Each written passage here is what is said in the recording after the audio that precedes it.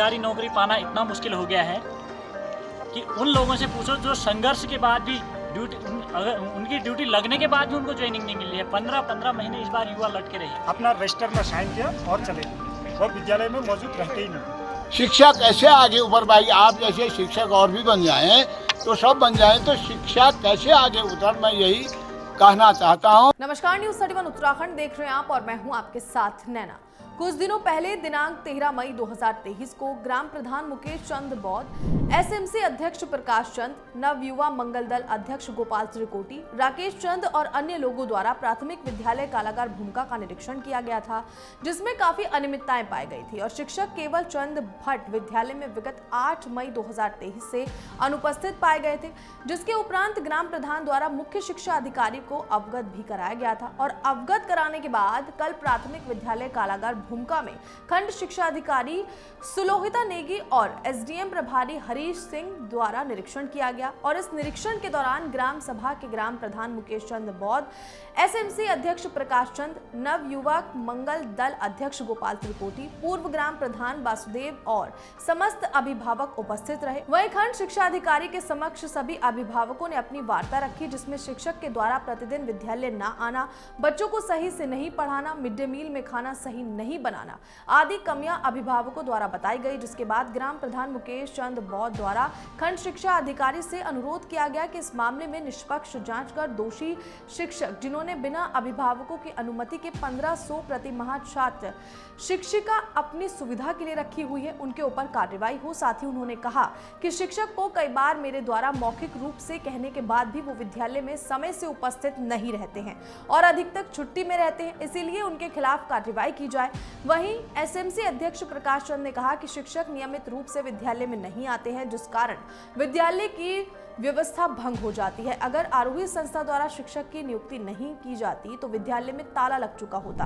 वहीं पूर्व ग्राम प्रधान वासुदेव द्वारा विनम्रता पूर्वक अनुरोध किया गया है कि शिक्षक नियमित रूप से विद्यालय में आए, अपनी कार्य कुशलता में बदलाव लाए, जिससे हमारे बच्चों के भविष्य में सुधार आए।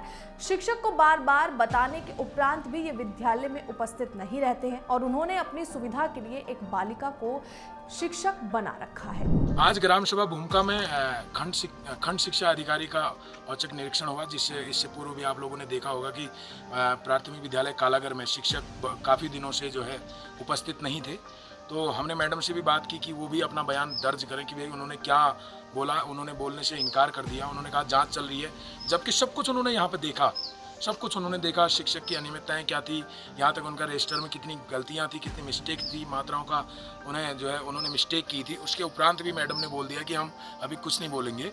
इतने लोग आए हुए हैं, सारे लोगों ने अपने अपने विचार रखे, सारी कमियाँ शिक्षक की थी, ये सभी लोगों ने देखा है। और शिक्षक जो है प्रतिदिन विद्यालय में नहीं आते हैं और इसी के लिए हम लोगों ने आवाज़ उठाई। गांव के लोगों ने कहा कि भाई शिक्षक इस विद्यालय में वो अनियमितता कर रहे हैं, विद्यालय में रोज़ नहीं आते, छुट्टियां करते हैं। इसीलिए आज खंड शिक्षा अधिकारी का दौरा हुआ, लेकिन हम लोग तब तक इससे संतुष्ट नहीं होंगे जब तक कोई कार्रवाई नहीं होगी। कि अध्यापक 2 महीने से अपना घर बैठे, हफ्ते में 15 दिन में 1 दिन आएगा और रजिस्टर को मैनेजमेंट कर जाएगा। और एक लड़की को 50 रुपये रोज में, छात्र पढ़ने वाली को, स्कूल एक केवल आरोही संस्था का एक लड़का पढ़ा रहा है, उसी आधार से विद्यालय चला।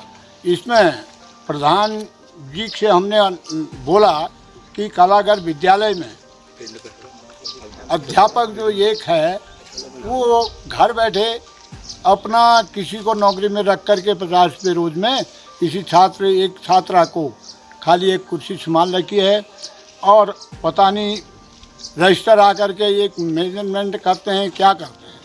लेकिन हमने समझाया भी और खंड शिक्षा अधिकारी मैडम के सामने समझाया। हमने कहा भी आप इतने दिन रहे या अनुपस्थित रहे या नहीं रहे, आपने ऐसा क्यों किया? एक केवल टीचर मात्र आप हैं। यही कह करके मैडम ने भी आश्वासन दिया कि हम इसमें कार्रवाई कर रहे हैं। इस समय हम आप लोगों से कुछ नहीं बोल सकते हैं। अनियमितताओं के आधार पर जो एक शिकायत हुई थी हमारे राजकीय प्राथमिक विद्यालय कालागर की, तो शिक्षक महीने में केवल उनका एक औपचारिकता रहती थी कि विद्यालय में आना है। अपना रजिस्टर में साइन किया और चले गए। वो विद्यालय में मौजूद रहते ही नहीं। और इसके दौरान जब फिर क्या कहते हैं ग्राम प्रधान महोदय और मैं खुद एसएमसी अध्यक्ष के जब हमने यहाँ पर निरीक्षण किया तो यहाँ पर कई तरह की अनियमितताएं पाई। अनियमितताओं के आधार पर हमने आज क्या कहते हैं मुख्य शिक्षा अधिकारी को भी उसे फ़ोन में वार्ता की और उसके आधार पर आज जो औचक निरीक्षण क्या कहते हैं खंड शिक्षा अधिकारी महोदय का आज जो औचक निरीक्षण हुआ तो उसमें भी उन्होंने भी विशेष यहाँ पर अनियमितताएं पाई। सरकारी नौकरी पाना इतना मुश्किल हो गया है कि उन लोगों से पूछो जो संघर्ष के बाद भी ड्यूटी अगर उनकी ड्यूटी लगने के बाद भी उनको ज्वाइनिंग नहीं मिल रही है। 15 महीने इस बार युवा लटके रहे। 15 महीने बाद उनको चार्ज मिला है और यहाँ से कितनी दूर कोसों दूर जा रहे हैं लोग नौकरी करने के लिए। और जिनकी नौकरी लग चुकी है, गुरुजी हमारे जो ये गुरुजी भट्ट जी हैं, इनकी नौकरी 2005 में लग चुकी है। 2005 से इनको इतना अनुभव तो होगा कि बच्चों को कैसे हमने पढ़ाना है, बच्चों का भविष्य है वो, उन पर हमने बच्चों को छोड़ रखा है। स्कूल में जितनी पढ़ाई होगी वो उनका अधिकार है, वो करेंगे।